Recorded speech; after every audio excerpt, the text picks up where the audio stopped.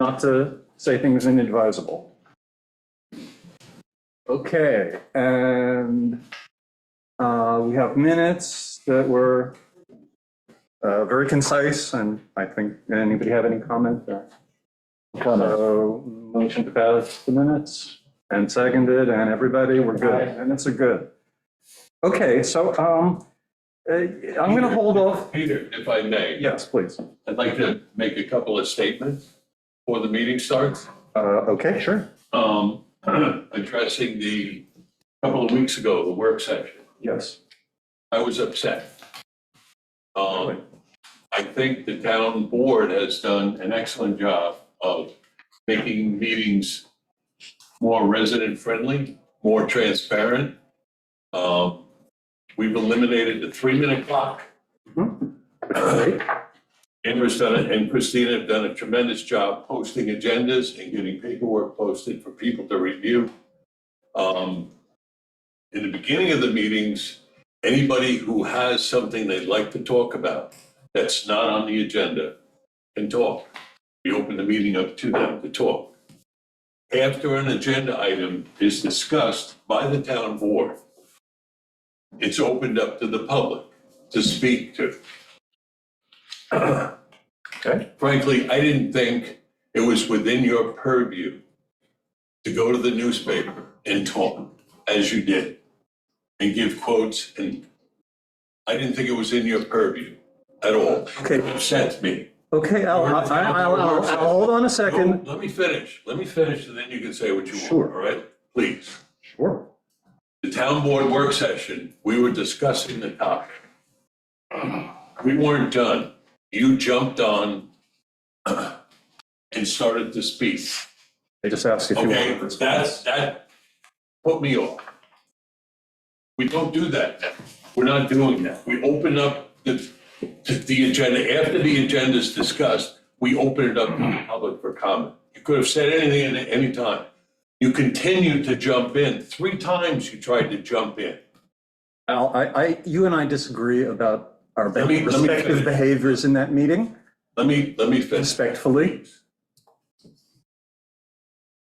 I was glad Stephen got a meeting together of the committee chairman and said that it's not within your purview. No, he did not say that, but we can have this conversation separately. It really does not have to occupy the Water Advisory Committee time. Okay. But he did say that, Peter. He said you could answer a simple. Yeah, he actually said that the authority to speak to the press was granted to me in the town code.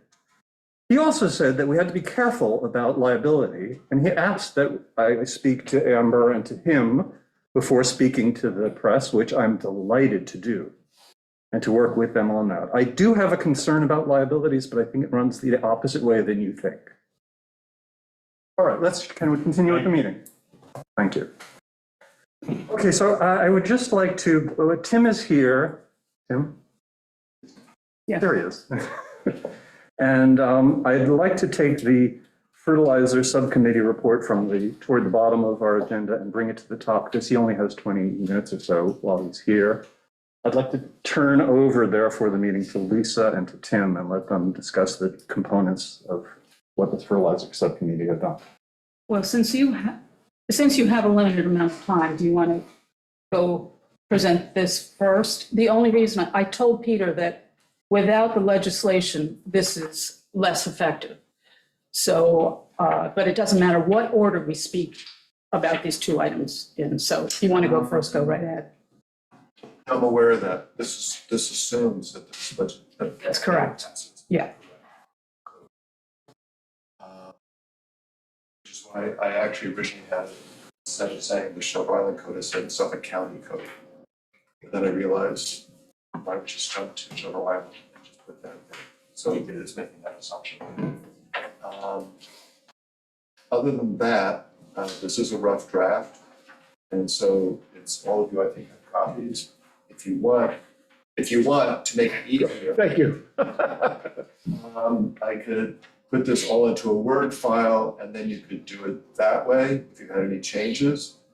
Or you can make changes on the copies that you have, or Lisa has a bigger copy which you could take all of your changes on that copy, so I'm not getting a lot of changes from everybody at once. It's easier for me actually to get it from one person. Can I interrupt you for a Yeah, minute? go ahead. Christina, could we get this up on the screen so that those who don't know what we're speaking of could Oh, look at it? That's great. I thought you all had copies.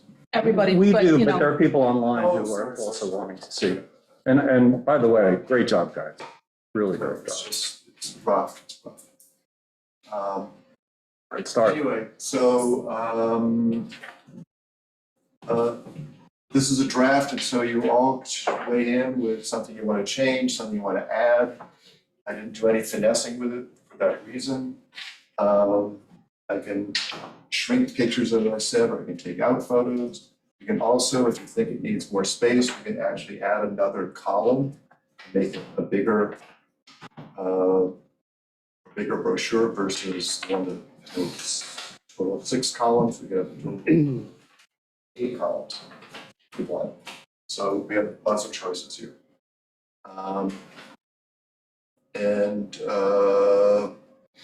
That's really all I'm going to say. well, I think that it's incumbent on us to go through it and read it carefully. And I would say that we don't want to make it too wordy because then the public won't pay attention to it. And some of the comments that were made when we looked at this was the computation for application with regards to nitrogen, phosphorus, and potassium. And making that as simple as possible, putting Yes. some kind of chart in, because to do all this computing, I would never do it. Right. Right. So just, we want to make it so that people understand. Right, but Ken did offer, and Greg initially suggested, and then Ken offered. Go ahead, Ken. Well, I just had to do with being able to put this on our WHC website, basically a fertilizer calc, Yes. and just have a link here, just tell them where to go. That's what I think. Right. Because I actually lifted this from Martha's Vineyard. Right. It's just one example. And so I think to have an actual generic calculated chart would be more helpful to people. And drawing people into the website. I think that the website improvement is amazing. And I Mhm. also think that being something that's useful to the community is a Yes. great way to engage. And on the back here with helpful websites, Town of Shelter Island. It's a link to the calculator there, but any other information you want to put in there, have on the WAC page. So people really look at this and then they're actually, we could even have a, what do you call it, a barcode? A QR code, yeah. QR code. Yep. We could put a QR code on here, Good which idea. would take you directly to your page. That would be amazing. In fact, that more and more, I mean, this is the way it is. People just show, the young folks Yes. point their camera at the QR code, and there they are. It can be very, very So helpful. just think of all the things you want to put on there, and then we can just indicate, a very simple sentence here, what they'll find on the WAC page. There was also a question about the pie chart and whether Yeah. there was an updated version of that for Shelter Island. Meg's got it. You got that working. I wonder, does it show, is it different? Yes. Because this has all the agriculture from the North Fork on it. Right, I would- So you look at this and it's not proportional to Shelter Island. This is a North Fork one. So the one for Shelter Island is actually more like 70% septic cesspool sewer. And then the rest is like 21% atmospheric, 1% golf course, 7% lawns, 1% agriculture. So Okay, so 7% lawns is what, yeah. So that, that is, it is important for us all to understand that we're dealing with the smaller part of the nitrogen problem on Shelter Island. I It's mean, when what you we have add some all the control fertilizer, over. it's like 9%, because we figure that's also agriculture and golf courses and, Uh-huh. The only comment I would have under helpful websites is, because we did discuss this in subcommittee a lot, the list of licensed contractors. Somewhere in the county, there is a list of those contractors, landscapers who have licenses. But we should not put that on this document because we don't want to impact anybody's livelihood. So we want to put a link to the licensed landscape contractors. I don't know where it is. I have not been successful in finding it. I think it's going to take a little bit of just digging to see where that is. So that's the only comment I had on it. Thank you. Yeah, I didn't know if it was gonna be on the town website or. Thank you. Suggest we We can certainly have Okay. And just in discussion with the subcommittee, we had talked about how to distribute this. And we have a couple of people, landscapers, that one landscaper that was in attendance, actually two of them, said they would distribute this brochure to their customers. Right. Which is awesome. Yeah. We had one person who takes care of house watching, who said that he would disseminate this to his customers. So there was a tremendous amount of support about getting this out to the public. And then if we come up with some initiatives from the town on how to distribute it, I'd love to, distribute things through the tax billing, but I don't know if that's legal or not. So we want to try and get this distributed before the moratorium of April 1st is up. Let's start this year, just getting people's heads to turn to this educational aspect of fertilizer application. All right, and your committee is going to continue meeting, or are you working diligently behind the scenes, or? We are, I know, I email them all about the progress that, Okay.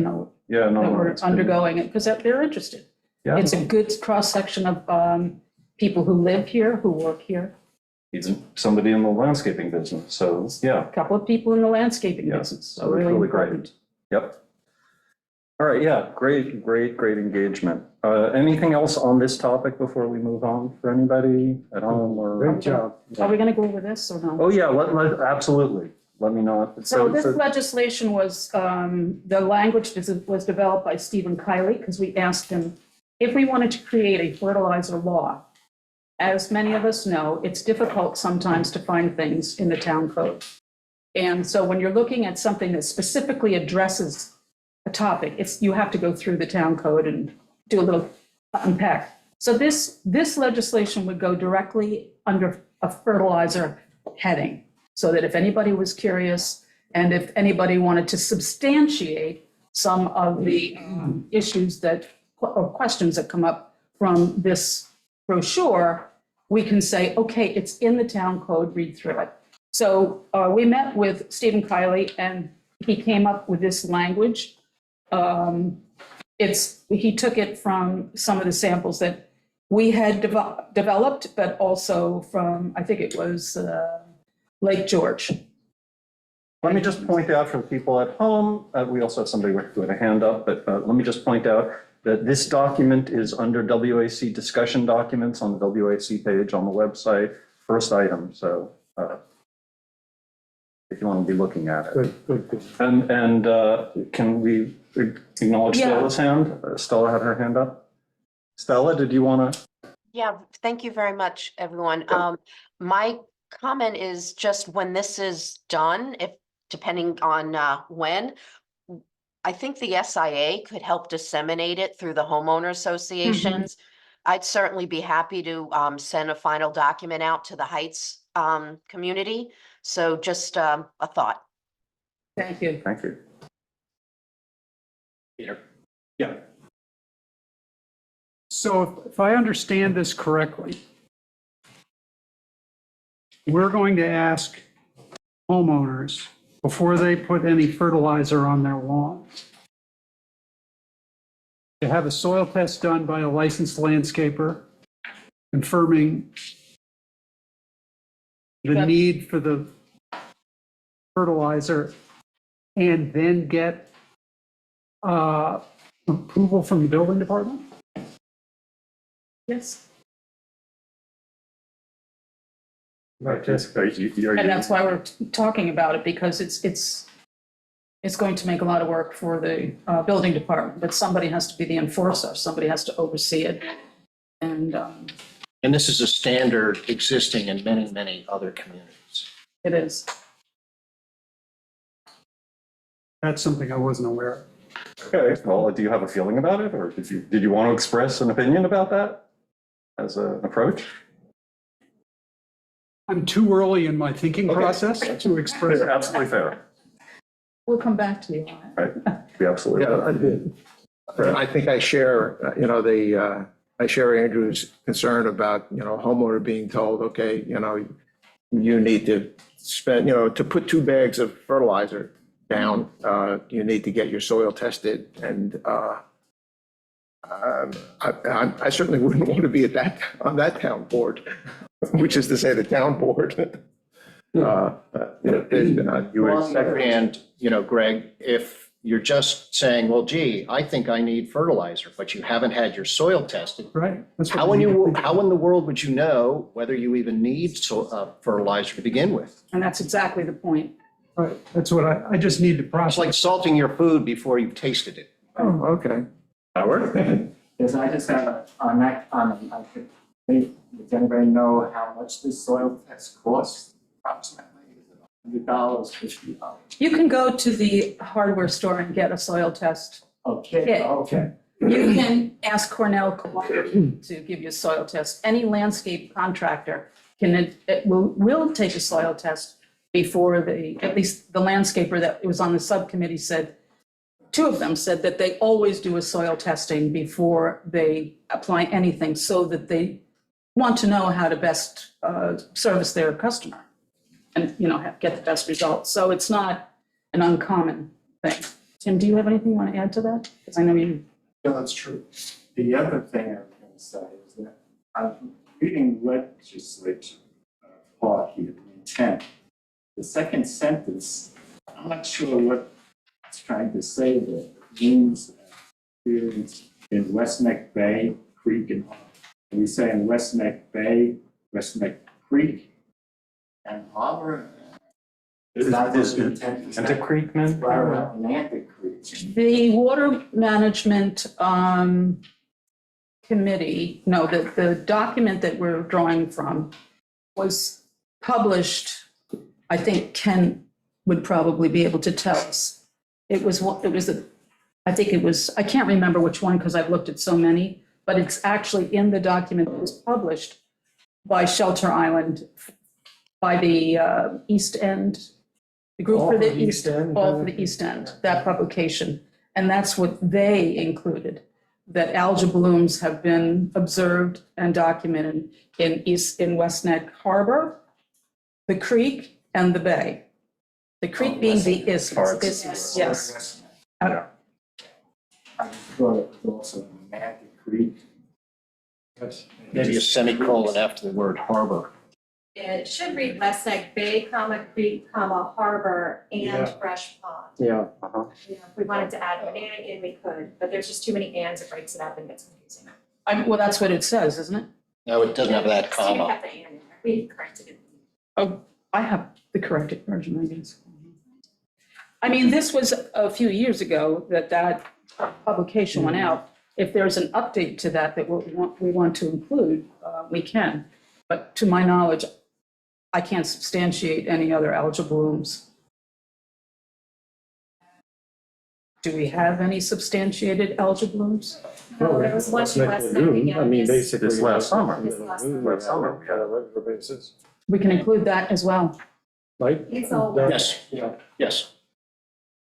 And we may want to speak with the Atlantic Creek Keepers Conservancy a little bit. They may have some documentation on blooms. So, And okay. really, this was just in, because according to New York law, we have to supersede New York's runoff law.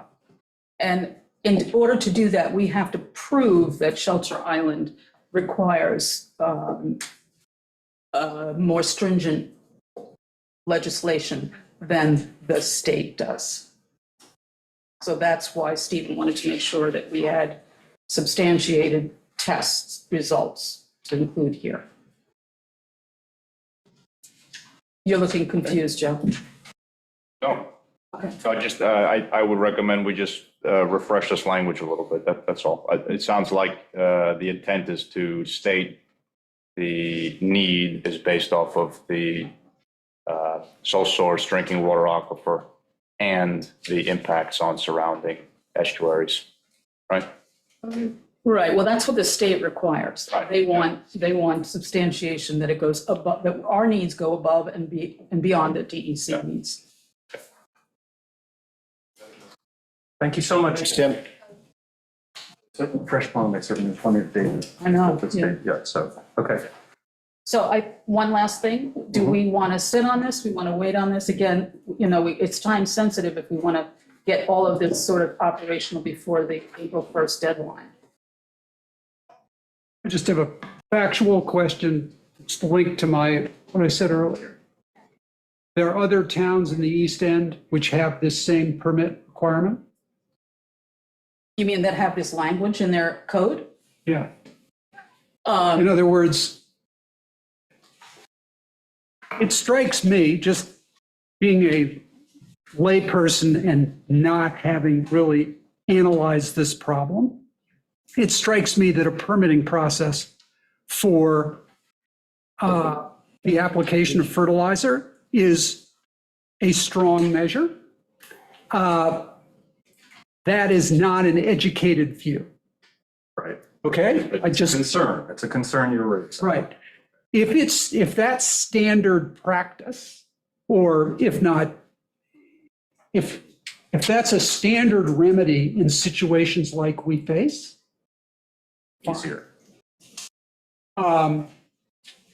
because other people have crossed this bridge, if this is the only remedy, or if there are other remedies or whatever else, I don't know what they are, but I'd like to understand what they are before I am in favor of that. I just need to understand more. I'm not saying no. Well, as you know, we did take language from Martha's Vineyard, Nantucket, Florida, from about 5 different communities. We looked at their legislation. Yep. Now, Massachusetts being a different state, there's different laws. So to answer your question, as I guess Stephen looked through some of these legislation languages, he derived this from that. Okay, I would think that, It's not locally necessarily. God, You would like to know any examples that we have of similar towns taking similar measure yeah, or not? or other things that, or other measures that they have taken. So that we kind of look at, okay, what's the range of alternatives in terms of dealing with this? I'm not minimizing the problem, because I think it's a serious problem, okay? What are the range of alternatives that communities have pursued to solve this, and where does this fall in that?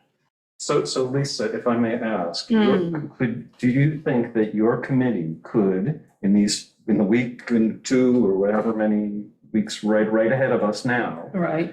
kind of accommodate what Andrew's asking for? That is to simplify, summarize what a few different towns that are similar to us have done. If there are any that do exactly this, it would be great to know that. Okay. And distribute that to all of us so that and I think that what you are asking is, are we almost, or could we be ready? I get you about, do we want to sit on it? And we don't want to sit on it. We don't want grass growing under our feet or moss or algae or whatever. Algae. Anywhere. So if you can distribute that, I think what you're asking for is for us to make this be a recommendation to the board. To the board, so they can go before the Right. board, they can then decide. And I think you're hearing that people are not quite there Right. yet on being ready to make that. The permitting process has been really slow. From a backlog standpoint, it's tough sometimes. So there would be a technique, like an online submission of some kind, and hopefully at your own discretion and your own, initiative, you've done the testing without necessarily having to go through. You're saying there might be ways of making it To simpler. make it simpler for the. Oh, I see what you're saying. Okay. To expedite the Right. process. Yeah, And getting people make it caught not up. make it arduous to have to go into town. All right, Doug wanted to. Well, the word permit has been used twice in this conversation. I don't see the word permit in here. No, There's no permit. there's no permit. Okay. Just an approved, Test. No, requires you submitting a test. and reviewed and approved in writing by the building department. I don't see that in my, Gets there. oh, I see. So, Okay, but that's not necessarily a permit. no, it's not a permit, but it's It's a document. it's a document that's signed by a town official saying, yeah, you can do this. So Right. to me, the distinction between that and a permit is hard to make, okay? This is And more I of a would think that registration, I this think. kind of, look, I would think that the reticence that I'm expressing is going to come before is going to get expressed before the town board when they're asked to approve this. So to have the answers to the questions that Peter just expressed, which is like, here are the 10 other towns in similar situations, and it doesn't matter that they're not here. We have that information. Yeah, We'll gather it. here's how they're dealing with it. Yes. I would like to add one thing to this Yeah. discussion. First of all, there are not too many towns, if any, on the East End that have a fertilizer law. Okay. We're sort of at the beginning of the curve. I got a call from North Haven, the Water Commission there.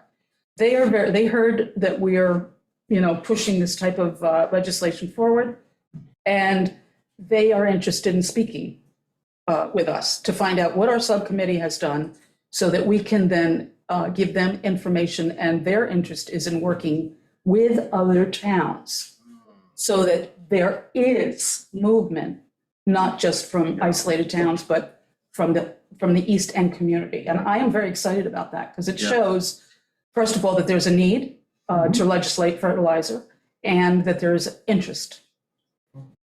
So. And that it's a problem that's recognized. So listen, we've gotten good at collaboratively workshopping this, and now you're talking about a little bit wider collaborative workshopping, and I think it's just great.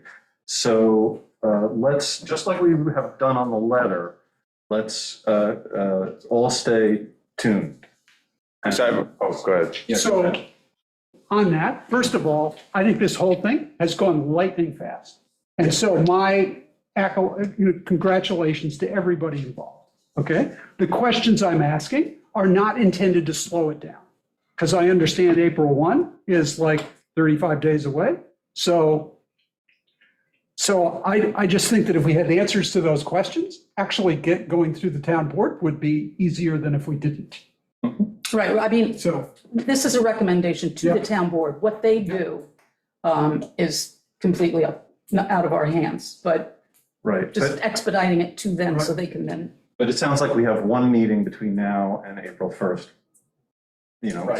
So we would have to really continue the process. Yeah. Offline and be ready in a public session to be able to express why we have decided what we want to do and be able to gain consensus on our committee.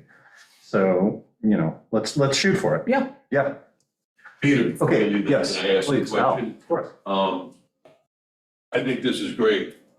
This is terrific. Great stuff, really is. The only question I have, has Reed Karen seen the legislation? Has this been run by him at all, just for input? No. To my knowledge, that was brought up.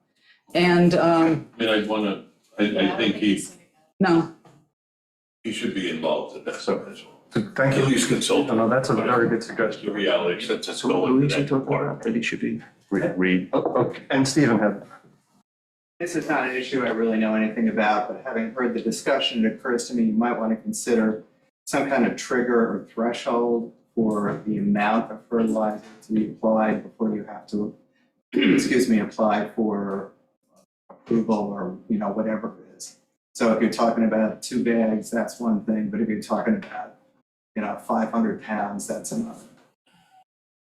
Well, commercial, so hopefully a homeowner's not gonna be buying 500 pounds of Well, fertilizer, but so like commercial applicators already have to show their certification, like their Suffolk County nitrogen fertilizer turf management certificate when they renew their license with the town. So hopefully they are aware of what they're doing. I think this is just to kind of be a catalyst to help educate homeowners and to get them to be more aware of what they're doing personally. So I totally hear what you're saying. I think it's gonna be incredibly difficult to enforce, this homeowner used 1 bag, this homeowner used 1.5 bags, like, you know, I think that's gonna be really hard. And I definitely want to talk to Reed, because I think it's gonna be arduous for homeowners to get a permit to sprinkle something on their lawn, so. And I might just add that every establishment or business that sells fertilizer has to post the specifics about different types of fertilizers. They have an educational component as well. So if a homeowner decides to go to the hardware store and buy a bag of fertilizer, that information should be readily available for them to review. Whether it is or not, I don't know. I haven't gone and seen it at Home Depot. But that is a requirement by the state. So, it's sort of, we're trying to come at it from all angles. The state has its recommendations.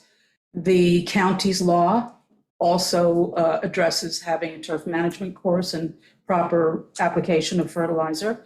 And now we're taking it down to the local level to say, yes, we are behind the state and the county, and we want to really try to educate, as Meg said, the homeowner about the dangers of perhaps in causing nitrogen in their own wells, nitrogen mode. So it's really about protecting homeowners.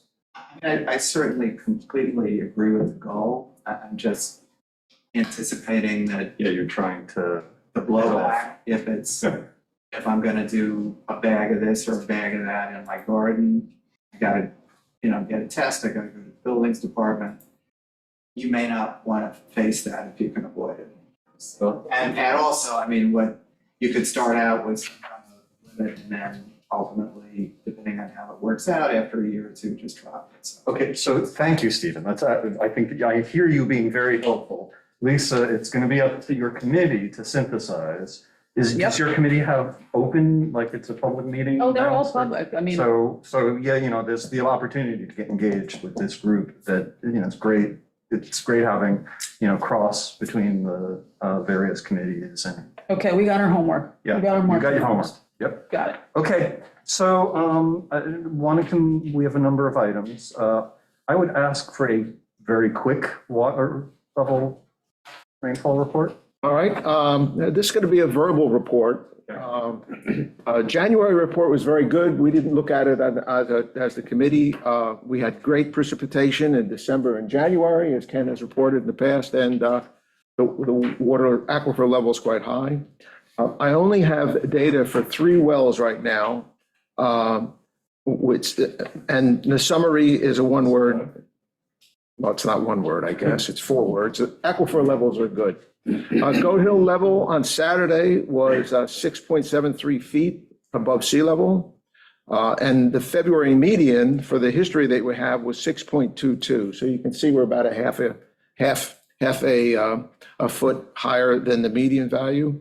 The change in the level since the prior reading on January 16th, which was after the heavy rainfall in January, is about 3/4 of a feet higher than the January 16th data. And that value has slowly increased. It's, it just turned like about 3 days ago, and it's just slightly lower. So it took till January 16th to February 24, and it was continuing to recharge. The man-wearing well reading was 4.9 feet, which is a foot over the prior reading. The median is 3.98, so it's about a foot over the median as well. The aquifer level for both of these big 4 wells continued to increase, even with the relatively dry February precipitation. At least I hope that's what Ken's going to say. And they are just started to tick down. The Brander well, which is close to the water, to the South Sound, is right now at 2.71 feet, which is a drop of about 3/4 of a foot from the January reading. The February median, however, is 2 feet. So we are 0.7 feet above the median value for what happens in February. That pattern is fairly normal from the numbers that I have calculated these few years. The closer to the south, to the sound, the closer to salt water, the influence of tide starts to push it up and down. And if it's had a flood of water like we had, it slowly eats it away. And Ken, Ken, you have the precipitation values, I think, for Right, well, basically, just a quick one on that one. Our February year-to-date numbers as of the 26th, which is today, is 1.57 inches. That is not a lot, but it's kind of in line with February's, okay? But it's really, puts us over the top was January, okay, which enabled our year-to-date numbers being 9.5 inches, which is exceptionally good, or at least as good as the last 5 years have been in the amount of precipitation that we've had. And we have a couple of days of rain coming up. So it should get close to 2 inches for February. Anyhow, I did distribute the data, so you all have a copy of it. So the simple takeaway, I think, is that we're out of drought and Yeah. we're even a little better than normal, but what we see is, and so we've continued onward back to the trend of not having less rain, but maybe a little more rain. However, we're also seeing greater variability. We just went through 3 years of kind of scary stuff. Drought-oriented stuff. I don't know where we'd be if we didn't have December and January, We would not really be in trouble. such good shape. So it's good news, bad news involved there. Okay, so anybody needs to comment or wants to comment on the water level issues? Okay, so moving along, we worked on the letter to the residents, and I think that Andrew and Joe should, Yeah. where we're at. Yeah, so following the work session, the letter was circulated back through the committee for final comments based on the feedback we heard. That was compiled and then distributed to the town board. We've received some feedback from the town board members, but I think they just need a little bit more time to consolidate their feedback. So I'm hoping that we can have that maybe by the end of this week. And then be ready to turn around to the residents shortly thereafter. So, Keeping a current draft on the website, or was it? no, I think for the purposes of the town board being able to communicate, But that it would still Let's- see, it's yeah, a exactly. work in progress. yeah, exactly, it's still a work in progress, it's actively being worked on. So once we have something concise, we'll Make it public. make it bigger. Yeah. Joe, do you think there's any reason to have this a number of households within the triangle? I know that. Actually, from a density standpoint, just to give an idea, I know we had the number of wells tested. And we have that kind of data. I just was curious if that, from a big picture standpoint. Yeah, that was my recommendation to remove that stat line. We tried to find, try to hone in on that number, and it's challenging. It is, I know it is. It's looking at the maps, trying to do. Yeah, it's challenging because the whole test has really been about wells. We're testing number of wells, and then when we look at homes versus parcels, some parcels have more than one well, and so we couldn't quite hone in on a precise number, and I thought it inappropriate to include a number that all the other data is hard. You know, we tested so many wells, and so to include a fixed number felt out of alignment. This is with one of the more densely populated areas of Rhode Island, I do believe, right? If you were to look at it that way. Is that right, Megan? Would you know that the case? If it was, The center is dense. The center about density. I mean, some of the higher density areas. Yeah, that's what Ken was. If anything, if that was a sticking point, and we thought there was importance in that data, I think it'd be better to say how many homes or folks we reached out to and how many participated rather than the number of households in the area, because that number we know, you know. Yeah, but it doesn't seem totally germane to the study, so Okay. Just wanted to. we can revisit that if it becomes important. All right, so, yeah, So should we expect that the letter will be out before our March meeting? Out in this Mail. Well, I hope so. Yeah, I hope so. I don't really see it, once the town board is weighed in on what their comments are, and that would be it. I don't see any reason to bring it back to this committee, you know. No, I don't want to see it again. I've seen it. I'm hopeful, you know. I think that would be great. And kudos to you, Andrew, for taking this on. so, You know, Yes. really for gathering all this yes, information yeah. and pushing forward on it. Good, thank you. Very hard to do from a blank canvas, you know. Well crafted. So It's very all easy I'm to- doing is, all that effort will be for naught if it doesn't go out. So I'm pushing, okay? That's why I'm asking the question. Yeah. So on March 18th, whenever we come back, Huh? I'm expecting the letter to have been mailed. We'll do our best. I realize it's above my pay grade, but Yes. that doesn't change my expectation. No. Yes, And we it are, should. we are very hopeful that our board can come together. Fine. And assuming that's the case, we're going to need to do a follow-up presentation. Lisa has contacted the library, has some dates that would work for them, but we're a little ahead of ourselves. Well, don't have a we letter need to out yet. know how the letter is going to be received and when it's going to actually literally go out and be in people's hands before we can decide on a date. So we have the dates at the library. We do Thursday at the library, Thursday night, starting at 5 or 5:30, for the general public to come in and answer questions about any kind of correspondence or any kind of issues that have come up.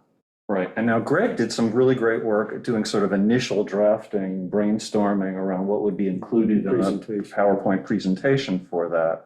And I do think that we as a group need to keep working offline, online, whatever, but between sessions to refine that. And I would urge you to look at what Greg's done already. I would, Andrew's done all this heavy lifting. I would ask you, Lisa, to wield a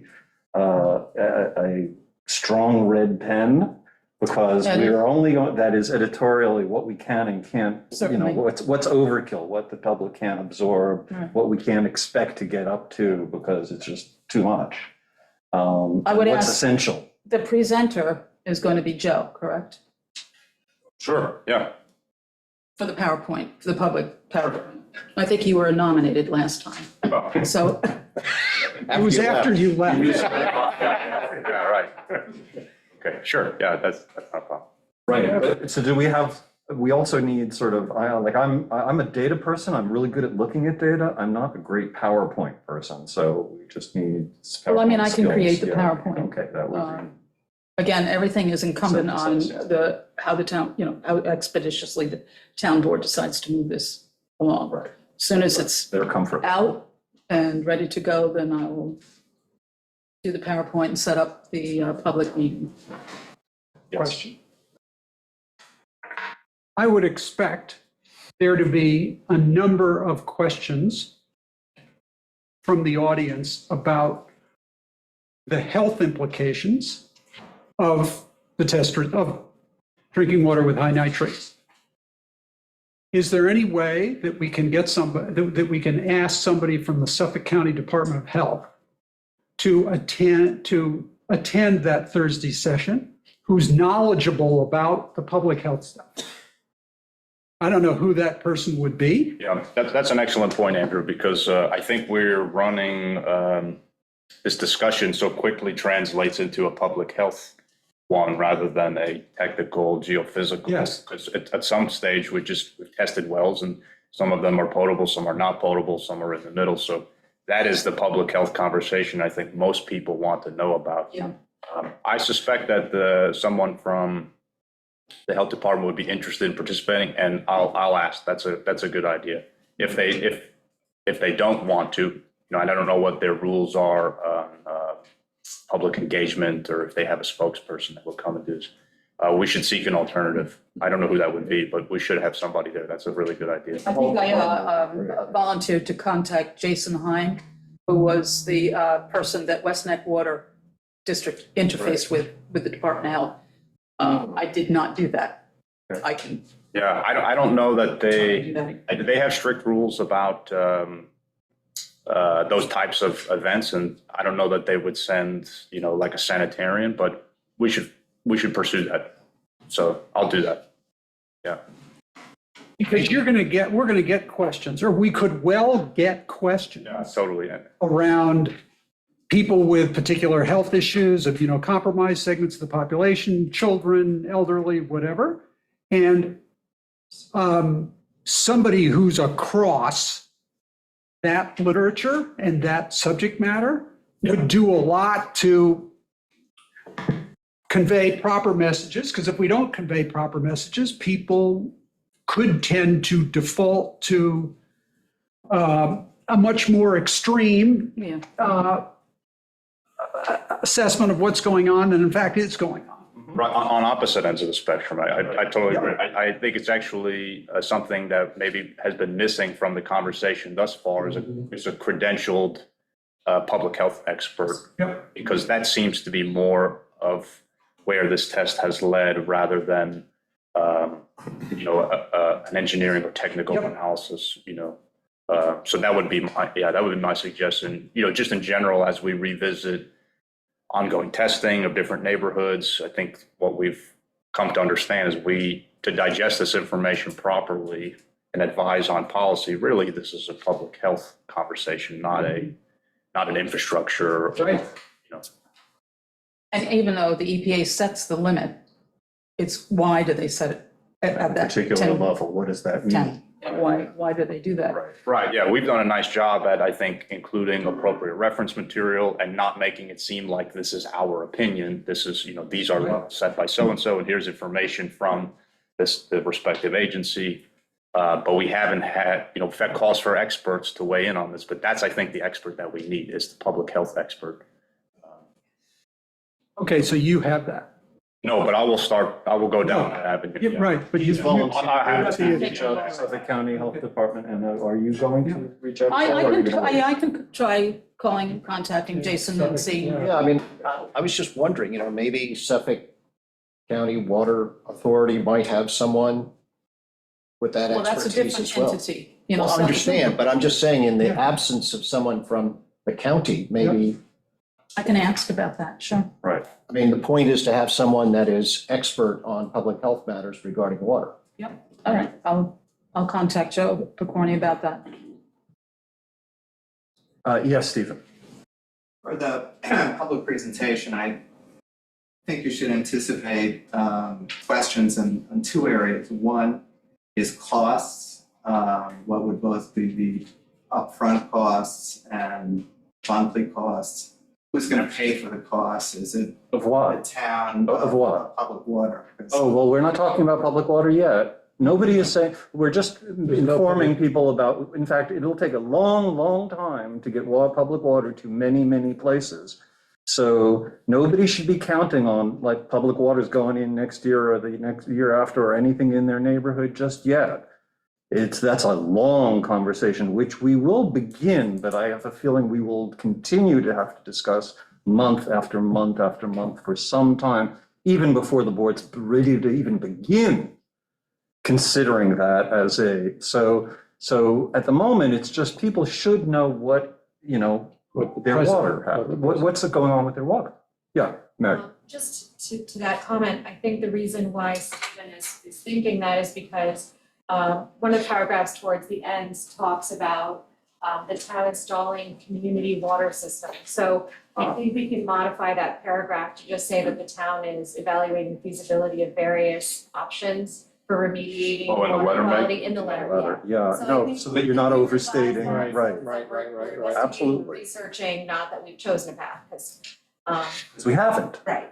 We haven't, and there's a lot of work ahead before we could even possibly, and there's certainly different points of view. So, Which would lead me to just say that I've heard already negative comments about how public water is coming to Shelter Island. You can't negate people from discussing these issues publicly, but it's really important that we are careful about how we advise going forward with public water and what we say, and make sure that we tell people it's not a done deal. It is far from a done deal. And I think that's incumbent on all of us to do that. To be clarified, absolutely, that we're taking cautious steps to explore what the options are. Right. And meanwhile, among your options are go to the IGA and buy the bottled water, or get filtration systems if you think that, again, there's a devil in the details with all of that, but people just need to know that they need to think about what are my options and what is my situation. So there was also some does either the library discussion or working on the PowerPoint or the letter require more from this committee now? Or does anybody else have something they want to comment on that? Sorry. Just the topics, well, we've been talking about the letter and the follow-up discussion of the library. And before I move on, I'm asking, do you feel like you've said what you want to say? Well, the item 7 is where it would be said, right? Item 7 is saying, what are the pros and cons, how Right, much? and we're not up to that part of the We're not there discussion. yet, but just, that's, we'll come back to what we just spoke about. Right. Well, I am going to make a recommendation that we flip item 7 and 9. We've already taken item 8 to the end of the meeting. Take 7 to the end of the meeting. I know you requested it, but Doug also said to me, look, we didn't discuss the balancing issue of the near shore considerations, saltwater that's intrusion, fine. folks. And I think if we don't talk about that before talking about public water, it's not a complete conversation. From my point of view, near shore and public water are as much of an issue as center and public water. So, and again, knowing that we don't have the resources to get to public water in the very near future and haven't taken any decisions. But just studying our committee isn't, we don't have the budget, we don't do it. Over on the WQI or other committees, they may decide on making a recommendation for expenses and so forth. That's not what we do. We just try to understand the problem. So understanding how the near shore is impacted by, water considerations is really got to be brought up a little bit on our agenda. And Doug had asked me for Yeah. that, so. I mean, as we've heard back in July, we heard from Lois and Lou Corbett about their problem with their water, where it's virtually non-potable.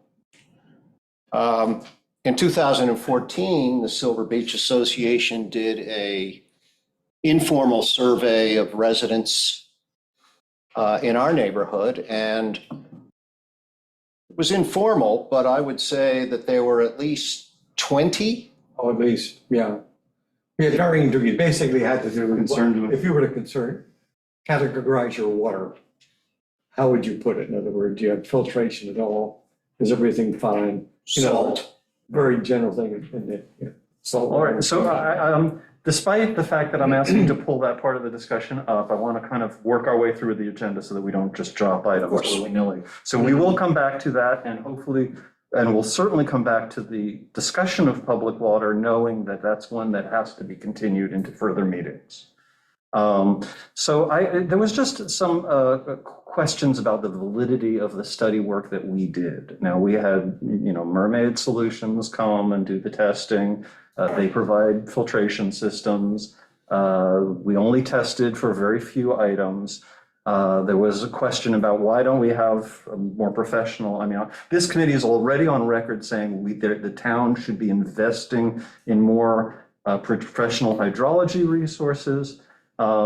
However, we did do, and Ken and Greg and I were all on the committee at the time, in 2016 to 2018, a baseline water quality study with the USGS. It's been on our website for forever. And Christina, I would like to just pull up, if we could, the United States Geological Survey results of their 2016-2018 study. Again, it's just important in terms of confirming what we've been finding and asking ourselves, does it pass the smell test? If it's, is that a septic joke? It is a septic joke, but in the computer data business, we use that. It's it's on the website on the lower right, the USGS. Be based on. USGS Shelter Island groundwater presentation, absolutely. That's their 2016 to 2018 data analysis for Shelter Island. So they did, this is not why, we did a lot of houses. We had 169 houses that we were testing just for nitrogen and other bacterial contamination. Coliform. Coliform contamination, Water. thank you. Go down a slide or two. This is background, what it is they were doing. They went to the various wells that we have. Here we have the 13 wells that we typically work with. The color coding here is just saying in 2016, we did these wells. In 2017, they did these wells. In 2018, we did those. And there was one well on Strawberry Lane that they did in all 3 years, but that was actually something they just added in because they happened to be doing that work at that well anyway. It was across the island, but in depth. And as Al pointed out, their study, they did several hundred compounds, and they had precision down to like 1 grain in a swimming pool in terms of how fine-tuned their tests were. This is the result, and of our 15 sites, 8 of the 15 wells across the island, they established that 8 of them have nitrogen concentration of greater than 5 milligrams per liter, slightly worse than the results we got. The one at the top, the color coding that you see at the very top, that would be the well that tested at greater than 10. That's right in the center, right here in the center of the town. Subsequent to that, the school, the Legion Hall, and the senior meals program at the church all tested as having non-potable water. The cluster of results, the yellow, similar to our results, the 5 to 10 milligram, that action range, where there are health concerns that studies establish are associated with this level, cancer, birth defects, thyroid disease. That's the cluster that you see fairly high up, by the way, in the 5 to 10 milligram range, but I guess spanning it. And then we have a result that is a little bit lower, and then a few other results where it looks like we're okay, because there are areas that have better water than any public water that was pumped from this area would naturally be without a lot of treatment. The results were basically very much in line with what we saw in our study. Can we go to the next slide? USGS had the same concern, and they went back to the validity of their own work.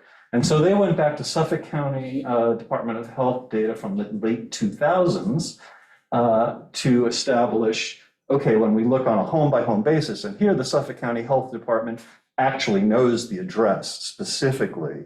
So unlike us, they're not quite just having to do a general area. And so they created this heat map, and the heat map where you see red is greater than 10 milligrams per liter of nitrogen, the non-potable range, surrounded by a thinner area of the 5 to 10 level. Now, this is a while ago already. And then again, we have areas that are in pretty good shape. This is more sample sites than just the wells on the previous slide. This is I don't know how many samples. This is very detailed data. I believe this is a much larger sample. Is this in the hundreds? I don't know, but it's a lot, but it's also a model. So the heat map is taking the different points and it's, Right. it's. But the data that is producing the heat map. I don't know what County the Health Department's information about the test, they test all of, they test homes Now, privately. And within that data set, we don't know which one the USGS maybe filtered out because the county This health. is the Suffolk County, they developed this, I believe. Right, but so in that would include private wells, would include community wells, non-community wells. So the USGS may have some protocol for which data sets they include. If it's from the county lab versus private lab. So we don't know specifically. Nonetheless, it's a lot of data points, more than the monitoring wells that they originally included. Yeah, We didn't have access to that data. I'm sure we can get it. I just don't know the answer to that question. And I might add that there's a possibility that there are commercial establishments within this, the Suffolk County, Yes. because we all have to, and like West Neck Water District, all of our data goes to this health department. It goes. Right. And The health department's gonna know so, every single restaurant, they're out right, really gonna. so have they it. can pull from a lot of different sources. It isn't necessarily Correct. individual homes. That's right. In fact, those particular classifications of wells, community and non-community, the data is publicly available, Yes. via FOIL. Also, they have recurring data sets because they are on sampling protocols. So if you were to ask for the full set, you would see perhaps one private well, because that was when the homeowner chose to do a test, but the non-community or the community well has systematic, quarterly, twice annual. So they would be populating that data set, multiple times more than say an individual would because of their requirement to do Right. so. Now, if you go to the next slide, but I'm going to skip, but I'll briefly stop here. The USGS attempted to correlate the nitrogen information they were finding with pharmaceuticals and other, again, we did a very wide range of contaminants in that study. If you go down 2 more slides, I believe, 1, 2, total nitrogen turns out to be fairly highly related to total pharmaceutical concentrations. Now, I went back to their, the list of all the things that they had tested. And in fact, what's not there, what I was looking for, was the PFOS, PFOA kinds of data. 2016 was also the point where the EPA first started to say, Right, it wasn't being tested. It wasn't there. Early. yes, and what the EPA said in 2016 is, these numbers are, as Al pointed out, we're often talking about nanograms, not milligrams, very, very small concentrations of pharmaceuticals and other contaminants, volatile organic compounds and so forth. But the EPA at that time, in a non-binding, not saying you have to do anything about it necessarily, they said the concern was at the nanogram levels, PFOS and PFOAs were showing health results. So again, they wound up setting a limit of 4 milligrams. That was partly to not bankrupt every water supply business and to have, because it's right now it has been expensive to treat PFOS and PFOS. But I think that when we come back to the entire concept of the baseline study was that these things take a long time to get out of the system. We can't really expect that changes we make now, water here we've seen takes 30 years to get to the top of Menantic Creek. In some areas, water that's discharged here takes hundreds of years to get out to the saltwater interface. So we felt, the Water Advisory Committee at that time felt that we should be revisiting this every 10 years. So 2026 to 2028 would be the repeat period of time for this study. Redo the For the baseline study, right. And so we should be budgeting for that. Amber? We should be just talking to USGS because We they should be help, talking to they help USGS. pay us too. I mean, they included it in their own study, actually, if I remember, they had data that they were able to do because they had funding for other projects on Long Island. So, okay, so I felt that we needed to revisit what actually happened in 2016 to 2018. Good review. Okay, and therefore now, Doug, I want to throw it open. We have, our guests here as well. We're literally experiencing that near shore there is a sort of different level of problem. Well, I would like to have, as I've said at previous WAC meetings, I would like to have a similar test program, what we did in the center, applied to Silver Beach. Here.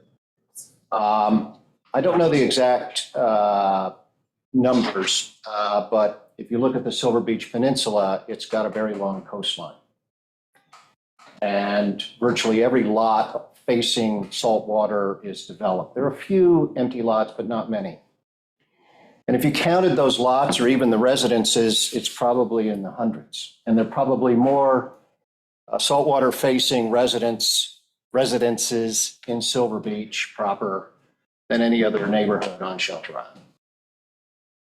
Therefore, it's likely to be the most vulnerable to saltwater intrusion. It also has the lowest topography of any neighborhood on Shelter Island.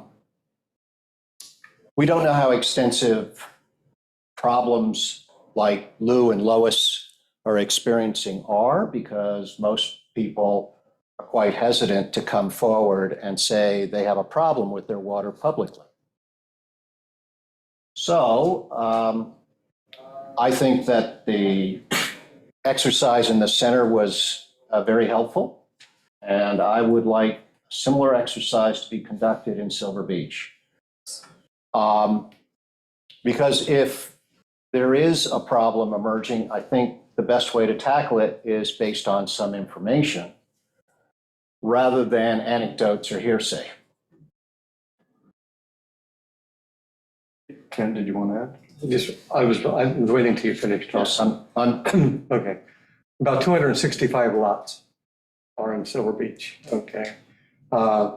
Fewer the owners because some owners have multiple lots.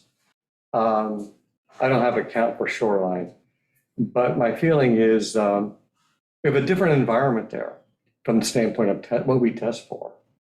Nitrates are insignificant if they don't, I don't even think they exist in most of the tests, at least in my wells and some of my neighbors' wells. It's mainly iron and salt, manganese and things like that that are the materials. So it would be less expensive from the standpoint of the kind of testing that we'd have to do. But it's mainly salt. Yeah, I think sodium chloride or chlorides Yeah, are what you really chlorides want are to test for. And ACL would be the things we test for. And you might want to test for some other kind of metals. So I don't want to throw a monkey wrench. Well, go ahead, Andrew, before I throw any monkey wrenches. So help me with the MCLs, the maximum contaminant levels under the Safe Drinking Water Act for the kinds of contaminants that are particularly worrisome in Silver Beach. There is no MCL, as I recall, for chlorides. There are. There are, It's yeah. 250. And Sorry, 250. 250. as well as manganese and Yeah, and iron. They're all fairly well established.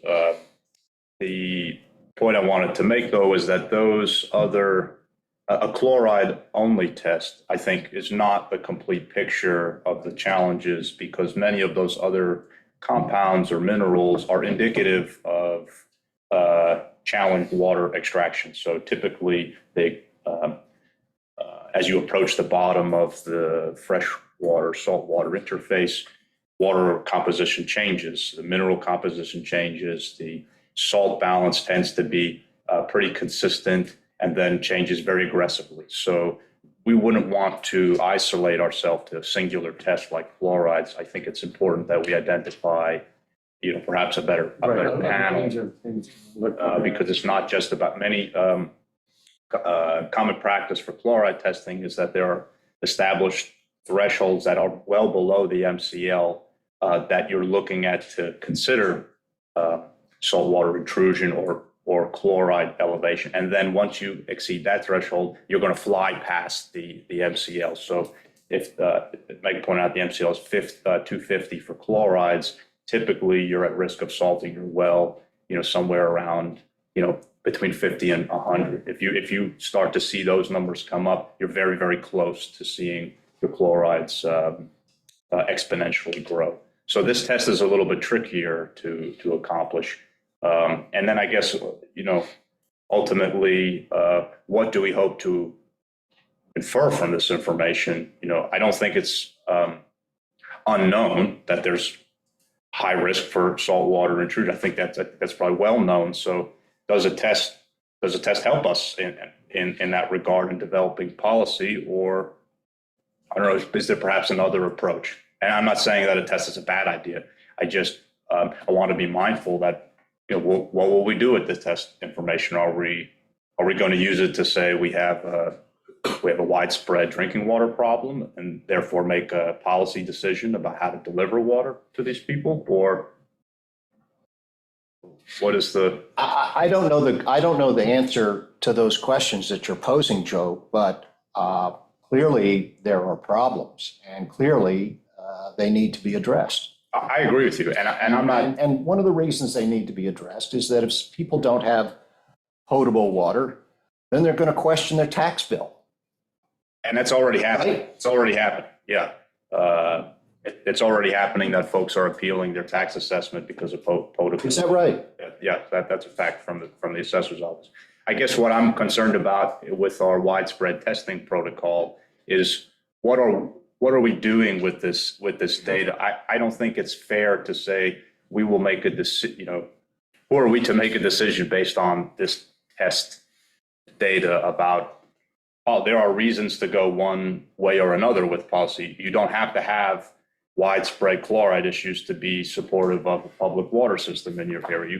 You could prefer a public water system for other reasons. On the flip side, if you have water quality issues, you don't have to have a public water system. You can take this approach of individual filtration, and the burden falls on the individual. So I want to be cautious about how we continue to do testing, because we don't necessarily take that data and translate it into a clear policy. The town doesn't have a policy that says if this area is contaminated, we will deliver water via one way or the other. And that's, I think, a link that we're missing here as a committee, is what we could take all this test data, but we don't have a means. necessarily.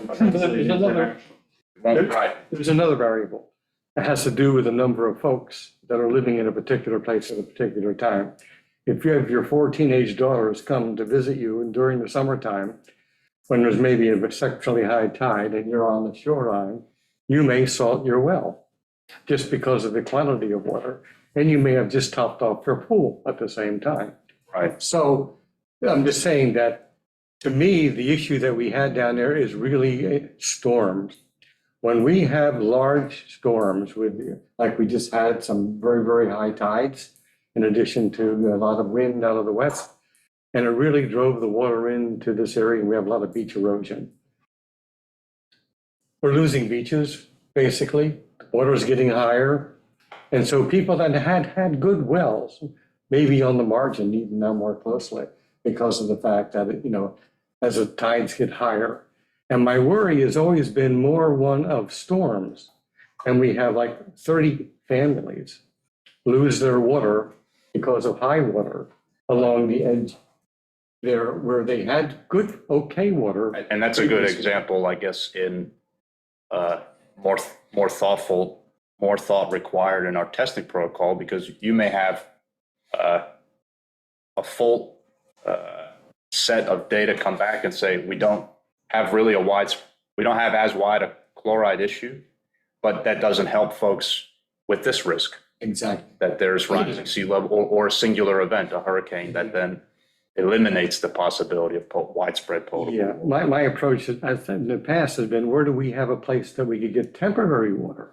And how do we get it down there for the people that need it? That kind of a thing, like a tanker or something like that, to be able to have it go down there and people come with their jugs and things like that, or somehow to get some water during a short period of time. But then again, is that a town issue, a town responsibility, or is that more of an HOA or a personal homeowner coming together issue? I think that you have to sort of discern whose responsibility is it? But in both cases, we have a job to do. I really hesitate this idea that the solution is the town's going to do something for you. The town's got to do something. That's right. Often the town can't do something. It just can't. It just is unable to do something. So people should, one, we can modify people's behavior by creating a higher level of awareness and sophistication about the problem. Two, we can focus on things that are not, our community homeowner association responsibilities. Three, we can focus on other kinds of issues besides water supply, like resilience and how do you fall back in certain areas. Four, we can at least let them know what's coming at them so that they can anticipate for themselves what they, decisions they have to make. I think what this committee can be really helpful in doing is pushing the town board to make more clear their policy for dealing with water challenges. Yeah. The issues on Shelter Island, water quality issues, water quantity, they're quite well known. They've been studied for decades. So generally speaking, we have a very good handle on how water behaves in the aquifer, where certain risks are. But what we totally lack is guidance from the government here, the local government, as to how to handle it is the expectation that the individual should just always deal with this on their own? That's not clear. It's talked about, public water being a possibility, but no mechanism for that to happen. Does a neighborhood require the town's approval to engage in a conversation about that if they want to have a small public water system in their neighborhood? There's no guidance on something like that. So that is, I think, where we really lack in the process. But, we continue to invest time and energy and resources into studying, which is important. But we're starting to rehash some of the same problems, for engaging. These are all private wells. I mean, basically, individuals They are are, responsible right. for So your own water. So there are a number of solutions for these problems, but we don't have any protocols or mechanisms to allow them to happen, really. If Silver Beach as a community feels like this is something they want to invest in, then they need to have a pathway to do it. But what we're seeing now is such a conflict within the community where, folks with a different set of water challenges are concerned and weighing in on perhaps a neighborhood that's facing a different problem. And we don't have any concise approach for the community in Silver Beach to address their own issue, absent, with the town or without the town, just like we don't have an approach for the center or for, Ram Island or for any of these other neighborhoods. And that seems to be the blind spot here in our. The only thing I heard of that addresses this is if the community got together and they expressed interest, enough people, like 40% of them said, I think I'd want to sign up for public water. At that time, then a whole bunch of things could be done with Suffolk County Water, estimating and doing some things relative to estimating a cost, but you need a certain number of people that have interest in that process, or they wouldn't come in otherwise. That's what I understand. That's correct from all the information that we've got. However, I would like to, and this is just another rehashing of the same topic we've been talking about for over 2 years, which is, do we want to balkanize and have different water districts in different parts of the island have their own system? And if Suffolk County Water comes in and puts a system in, that is their system. They own it. The town doesn't necessarily have any oversight. If the town were to create a water district, a municipal water district for the whole of Shelter Island, not counting the districts that are already established, and create a water district, then the town becomes responsible for the water delivery and the setting up of each area as needed. Be part of it. They would be part of the discussion, be process. part of the decision-making. But right now, if Suffolk County were to be asked by residents of Silver Beach, Suffolk County Water Authority, because they have a mandate for all properties that aren't already served by a municipal water district, they can go in and establish a water district regardless. The town doesn't really have anything to say about it. They don't have to ask anybody's permission. Now, that's not to say that they won't come to the town and say, oh, by the way, the people in this area have asked us to come in and establish a water district. I think that they would do that as a matter of courtesy because they've been relatively easy to work with. But then you have to think about establishing a water district in Silver Beach. Are all of the people going to decide to put the money in and support financially establishing a water district? Because I will tell you, it's a very, very expensive undertaking. It's to put an infrastructure in, to put a pump house, a delivery system, dig the wells, and all of the containment required for wells, for chemicals. It's huge. It's a huge amount of money. I know, because we just went through it. So it's not just a solution. There's a lot of thinking that has to go, and a big amount of responsibility, both financial and other, for the residents to make that decision. Is this what we really want to do? So I'm just throwing that out there because, again, we've gone through this decision-making. We've done this for years. So Lisa, are you saying that the West Neck Water paid for all this capital equipment and investment Absolutely. Initially, yes. up front? initially. And Well, no, we don't have $1.7 million. So who paid for it? Well, we're paying for it. Over time. We are subsidized by Suffolk Over County time. Water Authority, 25 years. Wait a minute. So we have several people in the business. Andrew has Suffolk County experience with water paid supply. for it up front. But the customers of the West Neck Water District are paying for that over time with interest as a surcharge on their bill. Right. So look at Suffolk County as Suffolk County Water Authority as a project manager, design engineer, contractor, Owner's representative? water provider, and bank, all rolled into one. Mhm. And it's being paid for by the customers. Over 25 years or I think 40 it's- years? I Under depreciation period, I don't know. can't remember, but No, it's 25 it's year, about it's a 3%. 25-year contract. So The- yes. The Deering Harbor one, I believe, was 40 years.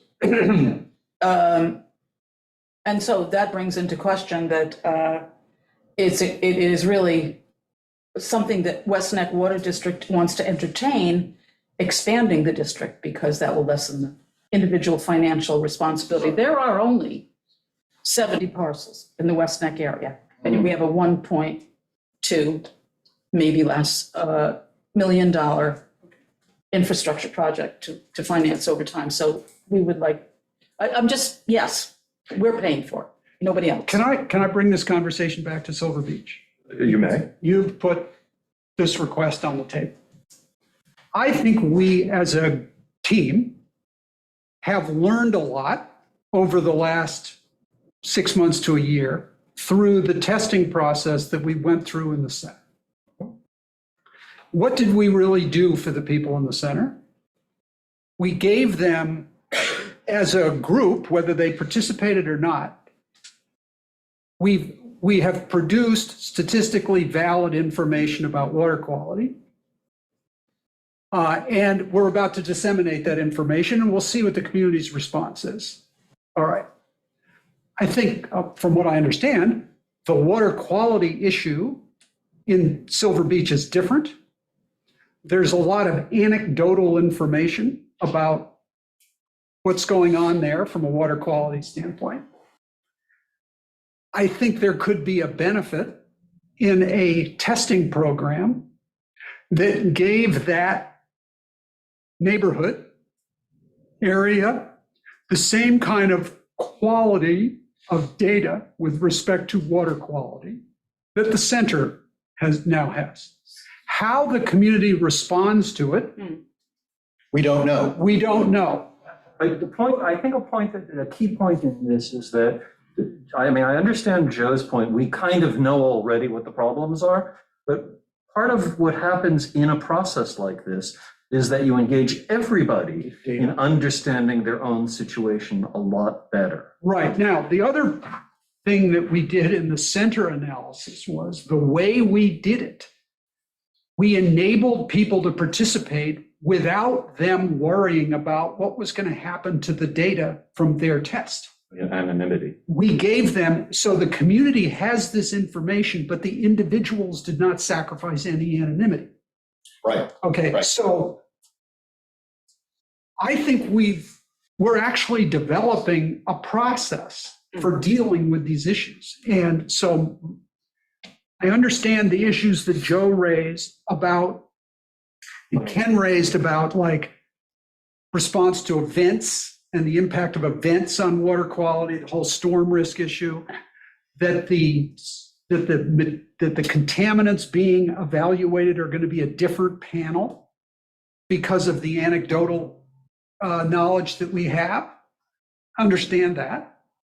If we can get through those issues, the idea of the town sponsoring a testing program that preserves the anonymity of the residential participants and still gives statistically valid information about the problem in the area is useful information. And I don't think we need to go through a policy exercise now to figure out what we're going to do if we find this or if we find that, because trying to do that in a public setting, I think it's going to create a lot of controversy about what ifs, about situations that may or may not occur.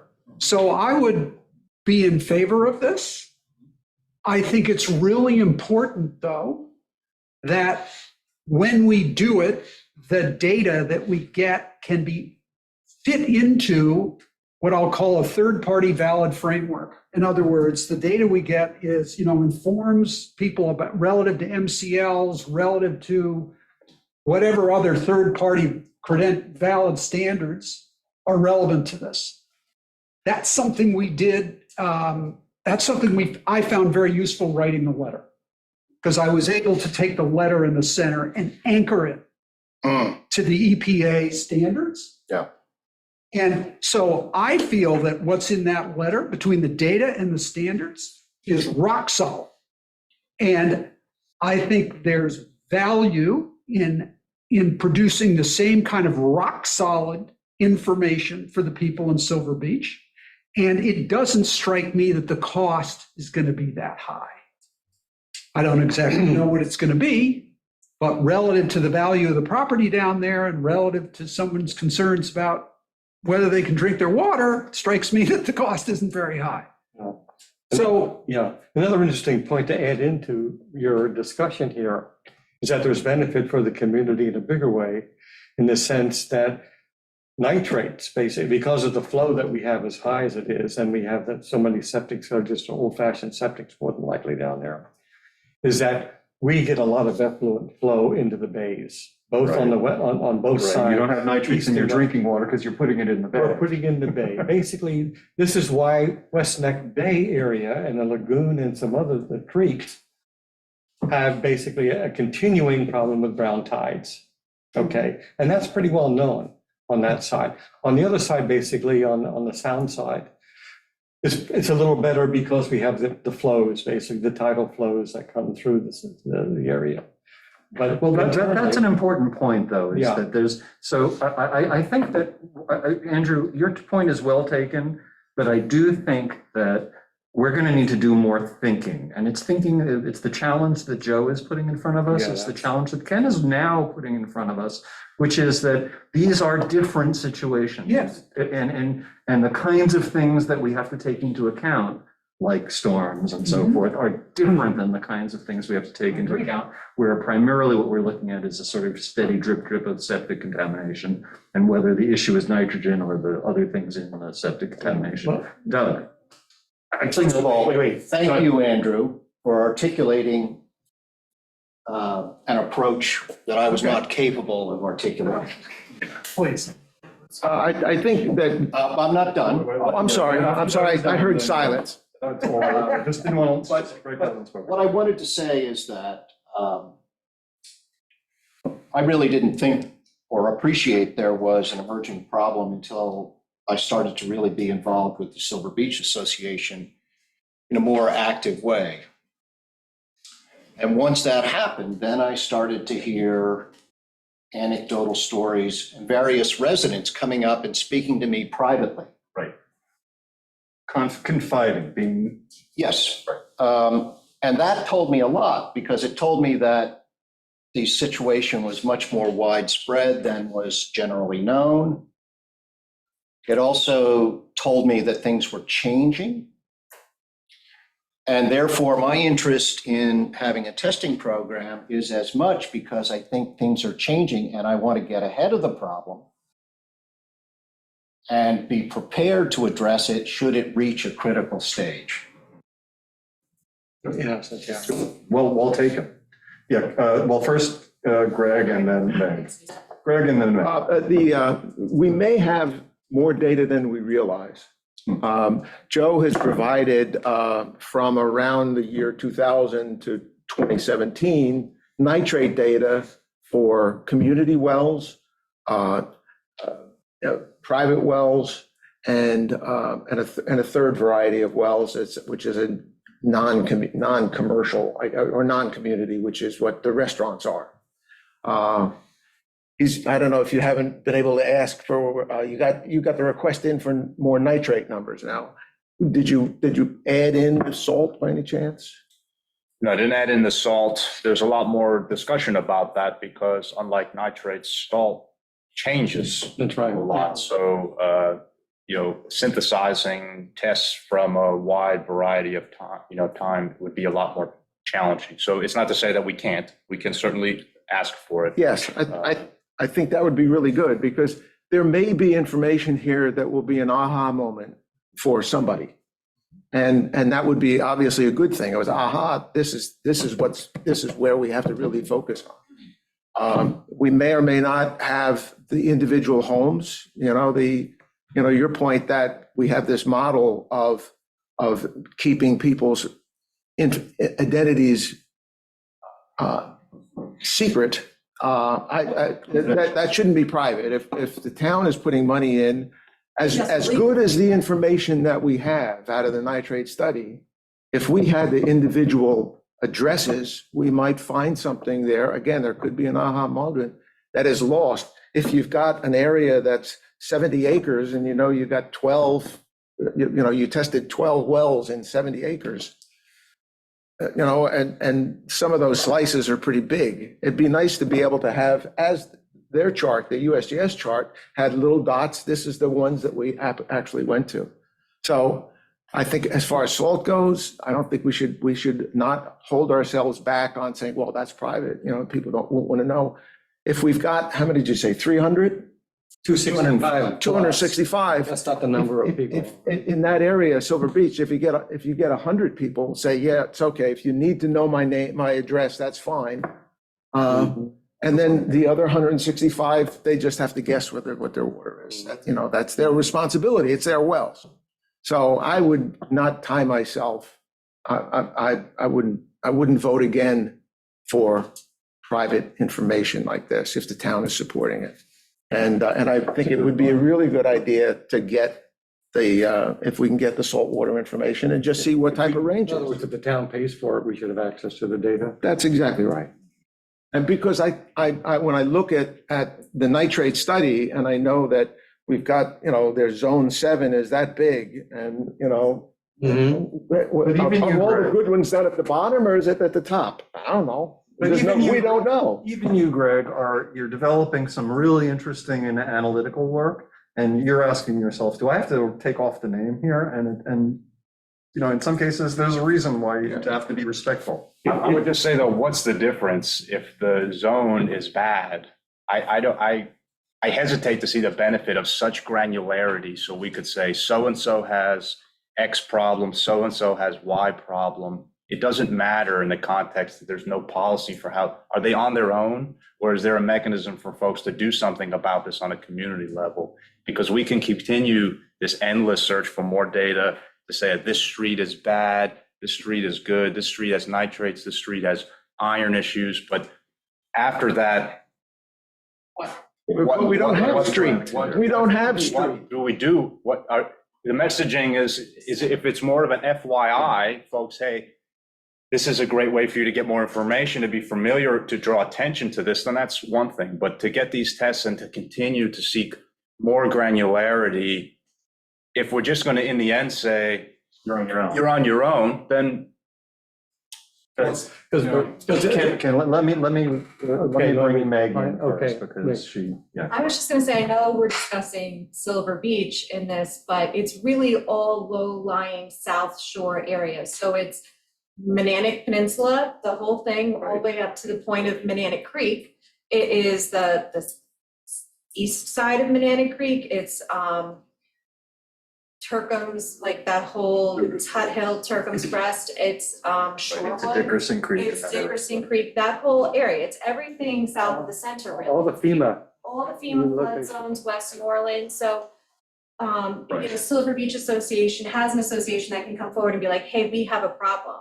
Mananac can do that, but there are areas of the island lake that doesn't have that voice necessarily. So when we think of this problem, it's more that we have to think of a policy on how we would handle a situation should it occur, because technically every owner of a private well is in charge of their own water. They're legally responsible for it. That's on them. Like the town has no legal responsibility to make sure you have water if you're providing your own. So Really what it is looking at it and saying, we have the potential for this significant problem. Like if you had a superstorm Sandy that hit at high tide instead of low tide, you would have more than just Silver Beach without potability. And people lost potability in Sandy. So you'd have Montclair, you'd have Shorewood, you'd have all these different areas with a significant saltwater intrusion problem. And so it's something that we have to think of at a larger scale. And it's something not that if, needs to it's go into, when. like your hazard mitigation plan, not necessarily a. Because the homeowner is also in control of his salt a little bit. If he over pumps when he fills his pool, which our aquifer is about 30 feet down, okay? You go down 10 feet, you got water. You go down to 30 feet, you have salt, okay? So depending on what you pump, how fast you pump, and what your cone is, and what your neighbors are pumping, by the way, which is another whole aspect which gets ugly if two neighbors have a well right adjacent to one another. You have all these issues all mixed together in my mind. So it's a different problem. What you do have in common in a broad area in Silver Beach is iron and some other metals that almost everyone there has a resin-based filtration system in order to survive and not have your showers look like a. Just spitting salt back out. I don't, because there are materials you can use that don't require salt as catalyst. Catalox is the name of one of them, sold by our friends over there in Reborn. That hydrogen peroxide or potassium permanganate is the catalytic agent for that kind of material. All right, well, I think that we actually did cover the entire agenda, even though we kind of mixed a couple of the topics together. I know that this conversation has to continue, that we're not done. There are points of agreement and disagreement I have with each of you personally. I don't think we have consensus here. We don't, and we're not about this at looking all. for it yet. What we're looking, this is opening a conversation that we're. Let me just conclude on the agenda. my point, because I don't want this committee to think I am opposed to this kind of thing. That is not the case. Absolutely not. The more data, the better. The more public engagement, the better. And if that's, if those two things can be accomplished by this effort, that's a great idea. I also think we can learn some things beyond what we know. Certainly. Okay. But I want to stress that in terms of understanding the issues that are plaguing these neighborhoods, it's somewhat diminishing returns. These are well understood challenges, and the conversation about how to handle water in those neighborhoods is more broad than a snapshot of tests. Silver Beach is a great example. These other components that lead to that decision, preparing for a singular event, preparing for long-term water accessibility, those are things that are not captured by these studies, these snapshot tests. Right, and some of what Lisa brought up is considerations, how districting plays into it, even people's emotional reaction to Suffolk County Water Authority control, lack of control, town control versus, anyway, these things, we need to process this stuff. Totally. And so I want to make it clear that I would fully support that effort, but I sense that there is a growing need for people with solutions. And I want to make sure that these efforts are moving forward with solutions in mind. Right. Because it's otherwise we're wasting time for people. You can study yourselves to death. People will need help with this. People do need help with They this. do This need is a public health issue at its base level, and we need to provide solutions for them, and we need to do it in a responsible and efficient manner. I have a, Yeah, you asked for a couple of moments, no, yes. but before we leave this topic, I have a question for Joe.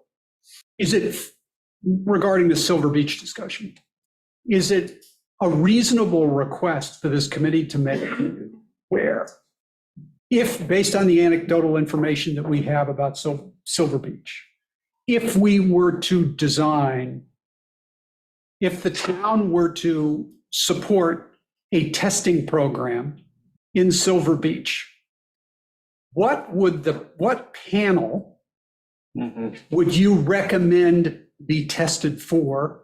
And what could that information tell you? Because you said earlier in this discussion, hey, look, the problem's really different. You just said, I'm not sure a testing program that gives you a snapshot of a point in time is actually really that helpful. I feel I need to know technically more about those topics, that's what's causing me to ask my question. Like, if we were to do this, how would you design it? That doesn't mean we want to do it. It just means, like, this is what that alternative would look Andrew, are you like. putting Joe on the spot to answer that right this No, no, at the next meeting.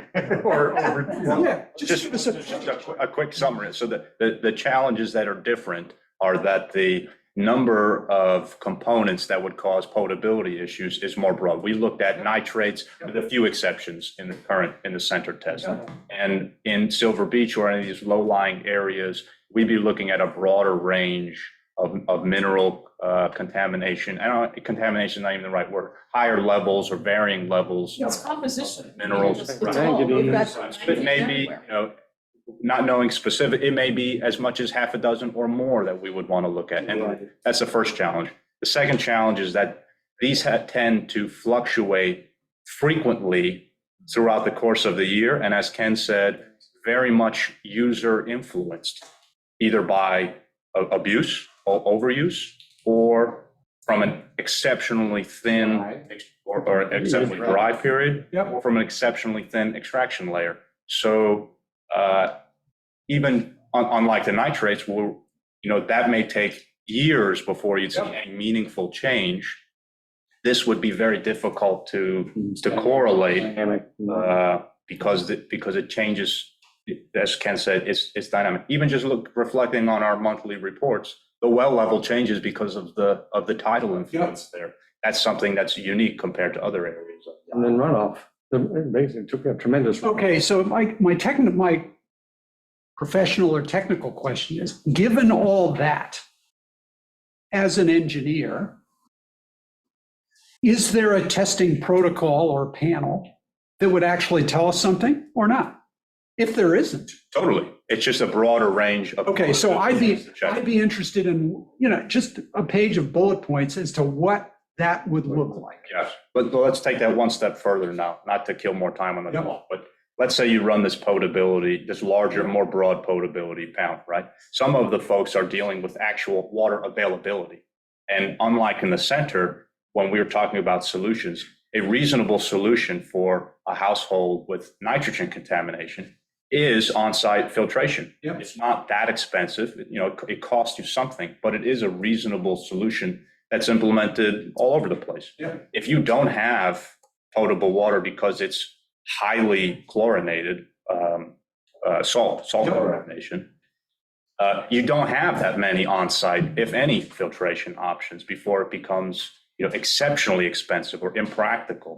RO desalination system, that's expensive. Right. So is that a policy that 100 parcels will have individual I would say that's not reasonable, right? But that is a challenge that's not captured in this test. If someone's well gets salted because they're only pulling from 5 feet of fresh water at their parcel, and we show that they have moderate salts, and then we go and say, oh, look at the whole area, it's moderately salted. But the reality is that some parcels just don't have access to potable water ever, or 50% of the year. That, I think, takes a lot of solutions off the table for you when you're looking at individual treatment options. So when we're talking about the tests, just looking at what your chemical composition is not going to capture the quantity. So my question would be, can we have a discussion of what you would recommend and what questions it would answer and what questions it would not? Sure.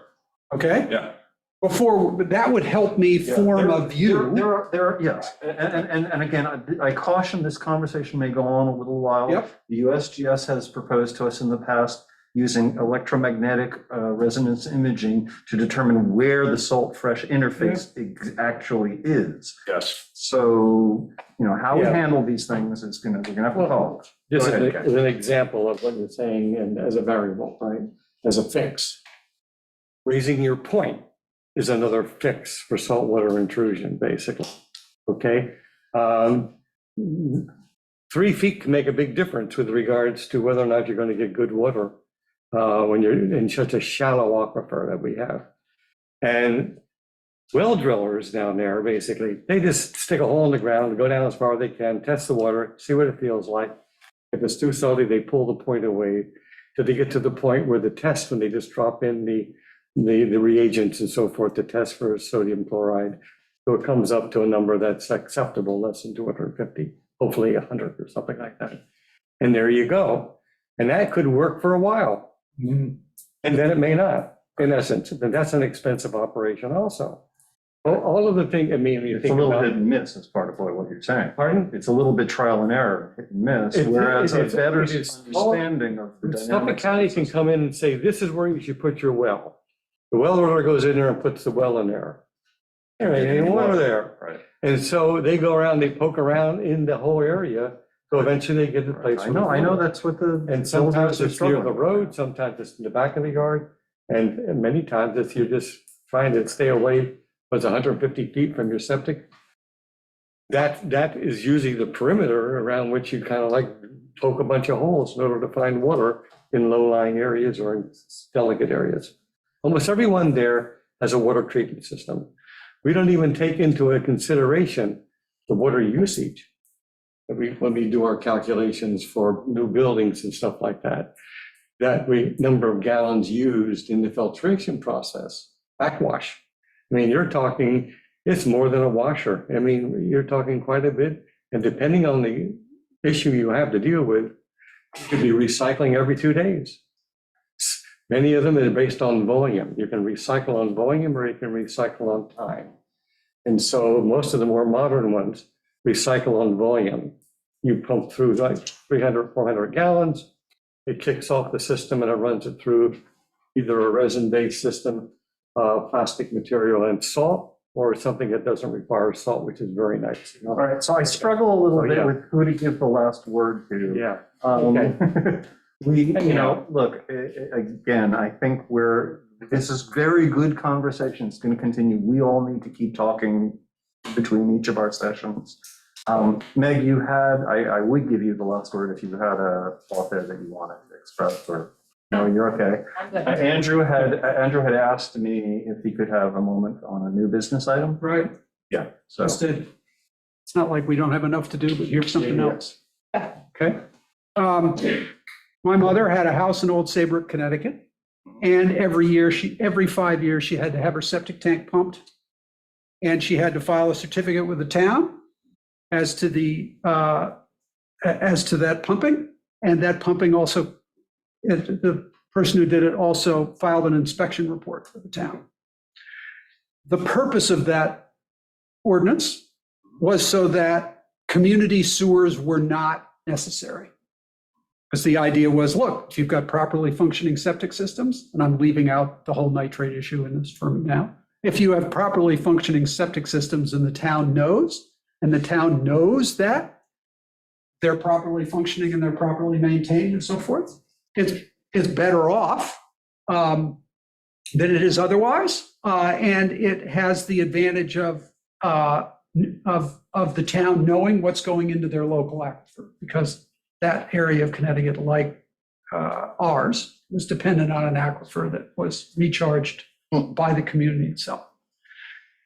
It strikes me as a natural question to ask after we have done all this work, particularly in the center, where we believe that the contamination is related to failing septic systems or septic systems. Properly operating septic system. Well, okay, some properly operating, some not. Is there a value from having a similar program in Shelter Island? Well, why don't we ask, what is the program? Is there a program? So Suffolk County did establish regulations for every time someone gets their system pumped out, the pumper has to report to Suffolk County that they did a pump out, the location of the pump out, the volume of the pump out. And that is a newer thing that they started, I want to say 2-3 years ago, to start developing records so that they have now a history of pump outs at properties, things like that. The county's slowly developing a plan. So when it comes to IA systems, they have maintenance protocols in place and they track them, and there's documentation of every time maintenance is done on a system. So the maintenance provider has to file reports every 6 months. Every time they do maintenance, they submit that into the county. So The new nitrogen reducing systems are all tracked and monitored, and there's maintenance protocol in place. The old systems, the regular septic systems, don't have that same maintenance and tracking at the county level. They just have reporting of when systems are being pumped. If they're And- not pumped, If they're not pumped, there's no record. Right. But the county's goal is to upgrade all of those systems to nitrogen reducing systems, and then they would be tracked. So traditional systems don't have a protocol in place to force pumping. So you're suggesting that the town employ that? I'm asking, Yeah. having been a property owner on my mother's house, okay, and having to deal with this, I'm asking whether there would be value to the town and to us as a community of knowing where all those septic systems are and knowing that they're pumped on a certain frequency and knowing what the results of that pumping is and the inspection results. I'm asking, I'm not lobbying for it. It's a question. So pumping won't necessarily change the nitrate levels that are going into groundwater, but it will, it's basic maintenance for a septic system. So it will reduce the number of failures of regular precast septic systems. They won't, the leaching fields won't fail as rapidly because you won't have as much silting. By fail, you mean inability to pass water, An not. inability to not- leach water not to back into treat the water. ground, not to treat water. Because pumping is not going to impact the treatment of a traditional system. It'll just impact how well the effluent or the water goes back into the ground. So a system fails technically when it can't leach wastewater back into the ground anymore, and so it just fills up, Yep. right? And overflows. And And then you have a real problem because now you're spilling. Or it comes into your basement, so if it's not near your yard, it's in your basement. You know, so- Green grass. Now, with older block systems, if you have a system that's really old block or brick or something, and you start pumping it, there's a higher rate of it collapsing, because most of the time they're maintaining their structure because of the internal pressure, equalizing with the external pressure. So, you know, if you do regular pumping, you might have more failures in that sense, but then that system was probably ready to go anyway. So I don't know. And you are That's- forced to the adapt question. to those. Yeah. So in this Connecticut ordinance, if you fail your inspection, you have to deal with it. And if you don't deal with it, you lose your CO. So I'm just asking these questions because Good questions. Yeah. Yeah. because what we're drinking is very much a function of what we're putting out there. And how much do we really know? And I was not aware of Suffolk County's policy on this to kind of incrementally build the data up. But I'll bet you there are a lot of systems on the island that haven't been pumped in years. Guarantee it. And you've got maybe one individual living in a house, and as long as that's the flow, kind of that's it. It's not much. Yeah. So I'm just wondering whether this is something this committee wants to explore. Is that trying to establish a policy for Pumping. Well, look, we just had some proposed legislation on fertilizer, and it's addressing, according to the pamphlet, 7 or 8% of the nitrates. I realize that a properly functioning traditional septic system doesn't do anything about nitrates. or the other contaminant Right. concern? But, Septic contamination. It doesn't really stop septic contamination. Correct. To have a properly functioning septic system. right, So new business is new business. You're putting it out there as new business. So this is something for us to return to. It's now just almost 4 o'clock. We're really at the point where we need to, Fine. right? So do I have I thought, really good discussion, everybody. Do I have a motion to adjourn? motion. All right. Thank you. All right, everybody. Let's keep working. Oh, that's a test kit? It's a test kit, Okay. just for nitrates. I don't know, Peter, if you're interested in seeing this. What is that? It's called, the company's called Tap Scores. And what they do is they Program. you